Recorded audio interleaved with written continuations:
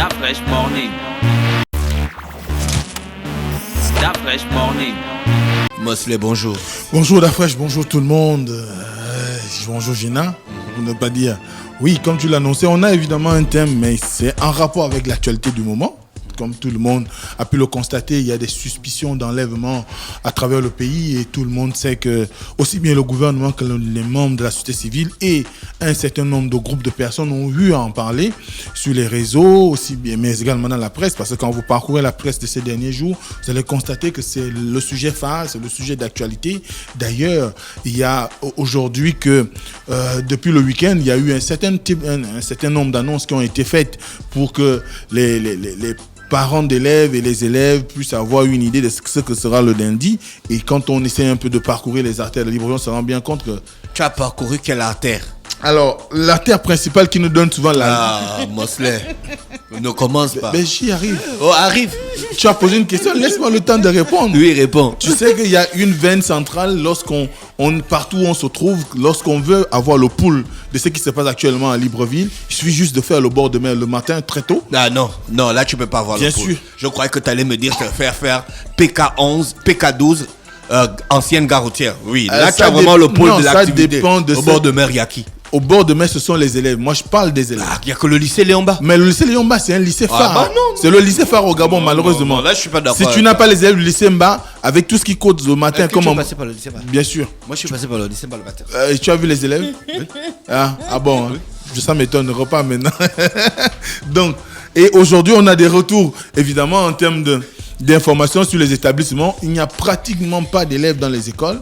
Et cela dénote d'une certaine suspicion au sein de la population. Et je crois qu'aujourd'hui, ce qui nous amène à parler de cette actualité, c'est simplement parce qu'on se rend bien compte qu'aujourd'hui, quand on parcourt un tout petit peu la presse, il y a comme une crise de confiance qui est désormais installée entre les pouvoirs publics et les populations. Parce que quand vous regardez, du moins vous essayez de lire, vous allez remarquer que ça avait commencé comme une petite information qui devait normalement appeler à l'affect des uns et des autres, notamment lorsqu'il y a eu l'enlèvement d'un jeune garçon de 3 ans à Bitam. Il y a eu un relais sur les réseaux sociaux. Tout le monde a demandé à ce qu'on puisse le restituer à sa famille. Jusque-là, ça ne prenait pas. Et ensuite, une semaine plus tard, on a commencé à voir d'autres déclarations d'enlèvement supposé, parce qu'on n'est pas sûr que tout ce qui avait été annoncé est réellement crédible. Mais c'est toujours est-il que à la suite de cette première semaine, on a vu comment il y a eu comme un mouvement, comme une vague d'informations relatant des supposés enlèvements X ou à Y endroit, aussi bien de la capitale qu'à l'intérieur du pays.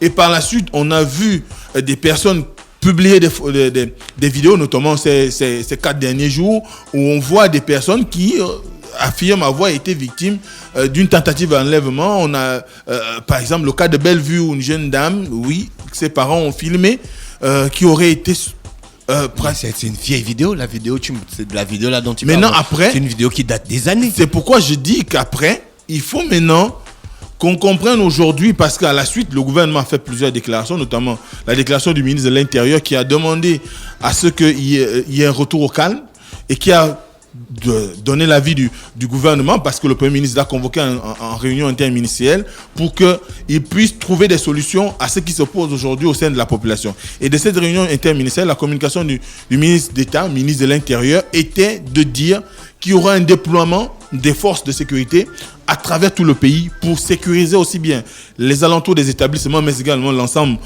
des coins et recoins du Gabon. Mais ce qui se trouve aujourd'hui, c'est qu'à la fin de sa communication, il demandait à ce qu'il y ait un retour à normal, que les parents renvoient les enfants dans les classes. Donc, quand on écoute sa communication. Sauf que après, il y a eu des sorties. On a par exemple la sortie du Sénat, le syndicat de l'éducation nationale, dont le secrétaire général n'est autre que Fridolin Vemessin, qui a demandé à ce que les enseignants puissent observer en cette journée de lundi, ils ont baptisé la journée classe vide, pour que c'est une façon pour eux de manifester contre les enlèvements supposés, bien sûr, ou le climat d'insécurité qui règne actuellement. Fridolin Vemessin a dit qu'il y a les enlèvements. Il dit qu'à la lumière de ce qui se passe, et Quelle lumière? vu la cacophonie, vu le L'homme qui décide qu'on ne fasse, que l'on ne parte pas à l'école. il s'est adressé aux membres de son syndicat. Il encourage la grève donc en fait. C'est pas une grève. Pourquoi toute cette activité est née quand les syndicats ont décidé de bloquer les activités du gouvernement à travers une grève générale? Je ne crois pas que cette communication a un rapport avec ce qui se passe avec le code du travail. Cette activité a sûrement du moins... je n'ai pas dit que ça avait un rapport. Je trouve ça bizarre que quand les syndicats annoncent qu'ils vont rentrer en grève générale, parce que c'était une grève générale, genre comme la ECG quand il dame coupure générale, tu vois. Une grève générale de chez général. Et puis, bam, ça éclate. Non, je ne pense pas pour la défense des syndicats que quand le patron du syndicat, M. Fridolin, il est patron du Sénat. Voilà, quand M. Fridolin appelle ses syndiqués à part reprendre les cours, c'est parce que d'une certaine manière, tout le monde ils se sentent un petit peu en danger. Quand tu regardes les derniers faits, les professeurs se disent que ça et là, on peut les confondre, il peut arriver tellement de choses que tant que la situation n'est pas clarifiée et que tout le monde est rassuré qu'il y aura vraiment de la sécurité, que tout le monde est gens protégés, autant ne pas en fait aller vite en besogne. Voilà. Donc c'est peut-être pour ça que les gens sont très très réticents, ils ont peur en fait parce qu'ils se disent qu'autant d'abord commencer à clarifier les choses. Exactement, c'est ce que je disais à Dafresh, ça n'a rien à voir avec les mouvements, l'annonce d'une grève générale indiquée par un certain nombre de centrales. Je n'ai pas dit que ça va avoir. Je vais y arriver. Je trouve seulement cette coïncidence étrange. Ce n'est pas une coïncidence, surtout que même la confédération à laquelle appartient Frédéric Vemessa n'est pas dans le lot qui a décidé d'engager une grève générale. Parce que c'est connu, c'est une communication que ce groupe a eu à faire. Mais ce qui est sûr aujourd'hui, c'est à la lumière des dernières informations, les parents d'élèves qui ont été molestés, qui ont trouvé la mort, ça aussi, Patrick Eyere, un certain Patrick Eyere qui a été tué, qui est mort à la suite des coups qu'on lui a administrés alors qu'il allait prendre ses enfants à l'école. Et je crois que, comme le précisait Gina tout à l'heure, c'est qu'aujourd'hui, il y a un climat de suspicion, un climat d'insécurité qui règne au sein de la capitale et à travers le pays, que les gens se disent pourquoi je vais me mettre en danger au cas où j'arriverai, même enseignant, on peut me confondre et me prendre peut-être pour X que je ne suis pas, m'embastiller et je pourrais laisser ma famille. Voilà. Donc c'est aujourd'hui l'insécurité qui est installée, qui fait qu'à un moment donné, un certain nombre de syndicats sont sortis du bois pour demander à leurs syndiqués ou à tous ceux qui se reconnaissent dans leurs activités de ne pas vaquer à leurs occupations habituelles, notamment les enseignants, en observant une journée dite journée classe vide. Et je crois, moi, sans embâche, je crois qu'aujourd'hui, ce qui se passe, c'est que les enseignants se retrouvent aussi contraints de rester chez eux parce que même la Fédération nationale des parents d'élèves a fait une communication dans laquelle elle demande également aux parents de garder leurs enfants à la maison. Bonne technique de mener une grève sans le dire aux gens. Non, je ne sais pas si c'est une grève, mais c'est une stratégie. C'est un moyen aussi d'attirer l'attention du gouvernement pour dire nous ne sommes pas en sécurité. Est-ce que la grève, c'est pas un moyen d'attirer l'attention du gouvernement? Faire une déclaration, ils n'ont pas dit. Résultat des courses, l'objectif est atteint. Il n'y a pas les élèves. Je ne crois pas que l'association des parents d'élèves pourrait s'inscrire aussi dans les établissements. Je ne crois pas que la Fédération nationale des parents d'élèves peut s'inscrire dans une logique de grève. Mais là, d'abord, ils parlent quand il y a les vrais problèmes de l'éducation. Mais c'est un vrai problème ce qui se passe en ce moment. La des parents d'élèves, ça parle. Ce qui se passe en ce moment, c'est un vrai problème parce que les parents se rendent compte que leurs enfants sont victimes d'un certain nombre de situations. Donc, et dès cet instant, enfant qui est victime d'un certain nombre de situations. Le petit Rinaldi qu'on a kidnappé. Voilà, précis sur le cas de Rinaldi de Bitam. C'est pourquoi j'ai parlé de son cas. Qui est arrivé derrière, ce n'était qu'une machination bien organisée. Je ne sais pas. Les enquêtes n'ont encore rien dit. Le procureur n'a rien dit. Et d'ailleurs, c'est peut-être ce qui fait qu'aujourd'hui, on s'étonne de ce qu'il y a eu un temps, on a pris beaucoup de temps pour pouvoir s'exprimer au niveau du gouvernement, au niveau de la justice, parce que ce sont des questions qui devraient conduire le procureur à s'auto-saisir. Mais pourquoi il ne l'a pas fait? Il a attendu qu'on arrive à des situations graves où il y a eu mort d'homme pour qu'il sorte du bois pour finalement faire une communication. C'est une expression. Donc, dès cet instant, c'est pourquoi on ne comprend pas. Et je crois qu'aujourd'hui, le climat qui règne en ce moment ne donne la possibilité à personne d'être réellement dans une situation où il pourrait avoir une lecture concrète des événements. Mais il fallait que le gouvernement rassure. Sauf que quand on regarde aujourd'hui... Le gouvernement a rassuré? Non. Non, si le gouvernement avait rassuré, on aurait des élèves dans les classes, par exemple. Ça, c'est un moyen de prendre la température du moment. Non, le gouvernement n'a pas rassuré parce que si le gouvernement, à travers ses communications, avait rassuré, les élèves seraient dans les classes. Oui, mais quand le gouvernement a communiqué, le gouvernement a donné des garanties de sécurité. En fait, c'est toi-même qui as dit qu'en procédant à un déploiement des forces de sécurité. Mais c'est pas tout. On connaît comment les déploiements. Tu veux encore comment? Mais c'est pas tout. Mais finalement, toi, tu es quand même un gars terrible. C'est pas moi qui tu veux qu'il y ait la sécurité. On te dit combien les gars de la sécurité. Maintenant, tu dis c'est pas tout. As-tu vu les gars de la sécurité? Mais bien sûr. Où? Tu les as vus? Mais depuis hier, moi, je trouve qu'il y a trop de sécurité. Même trop de contrôle dans mon quartier, par exemple, à Libanais. C'est commun. Bon, moi, personnellement. Les contrôles à Libanais, c'est commun. Moi, personnellement, j'ai vu. Tu veux quoi? Quand on vient te mettre un bélier de la GR dans ta. Je dis même de la GR. Oui. De béret rouge dans ta maison. Pourquoi pas? Oui.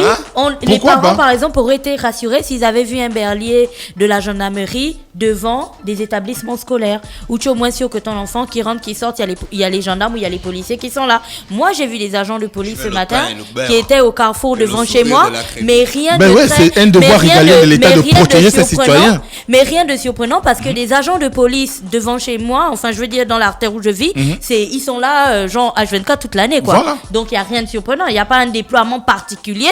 Et on ne dit pas que le gouvernement a dit un truc qu'il n'a pas fait. On dit qu'ils doivent amplifier encore l'action parce que les parents, pour sortir leurs enfants de leur maison, ils ont besoin d'être sûrs qu'une fois après avoir déposé l'enfant à l'école, quand eux ils vont au travail, il y a véritablement quelqu'un derrière qui veille. Et les professeurs, eux, ils ont peur qu'à un moment donné on les accuse d'être peut-être complices de ces présumés, j'ai bien dit présumés enlèvements, et donc les professeurs aussi décident d'enlever le corps dans le cas où la sécurité n'est pas garantie. Pour conclure. Donc, pour terminer, ce qu'il faut dire aujourd'hui, c'est que la parole de l'État s'est affaiblie.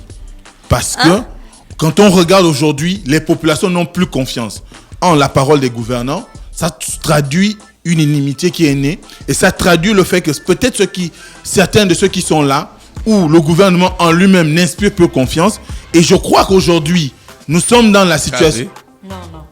Et je crois que... Tu as vu, non? Tu as vu là où on finit déjà? Non. Je crois qu'aujourd'hui, nous sommes dans la situation où... Là, tu parles, là, c'est l'enseignant qui parle. Comment ça? Ça n'a rien à voir. Donc, je n'ai jamais confondu les tribunes. Donc, ce qui est sûr aujourd'hui, c'est que quand on regarde et à la lecture des différentes interventions d'un certain nombre de personnalités telles que le pasteur Mbadinga, qui a demandé à ce que le gouvernement puisse démissionner, on se rend bien compte que la population en elle-même n'a plus confiance aux mécanismes de l'État qui peuvent permettre d'assurer la sécurité au sein de la population. Et dès cet instant, il faudrait que le gouvernement se remette en cause, premièrement sur sa communication et son rapport avec la population. Parce qu'aujourd'hui, plus personne n'arrive à trouver les mots, du moins arrive à trouver les mots, la parole du gouvernement crédible. Et dès cet instant, il faut qu'on arrive à une situation qui devrait définitivement rassurer les uns les autres pour qu'il y ait un retour à la sérénité, qu'il y ait un retour au calme et que finalement, on arrive à une situation où tout redeviendra à la normale. Sinon, on va continuer dans la situation qui est celle du moment où on est pratiquement livré à la vindicte populaire. Les informations fuient ça et là. Rien de concret n'est proposé aux populations pour qu'il y ait au moins un retour à la sérénité. Merci Mosley qui est avec nous ce matin sur les 104.5 Urban FM, la station urbaine dans l'UDA Fresh Morning, le réveil matinal au plus haut de la capitale sur la radio. La plus haute de la capitale, l'émission du lundi. On se retrouve demain lorsqu'il sera exactement 7h pour le réveil matinal qui vous donne l'énergie, la musique et la bonne humeur. Restez connectés sur les programmes d'Urban FM que vous pouvez retrouver sur notre site internet www.urbanfm.fm. Stop Fresh Morning.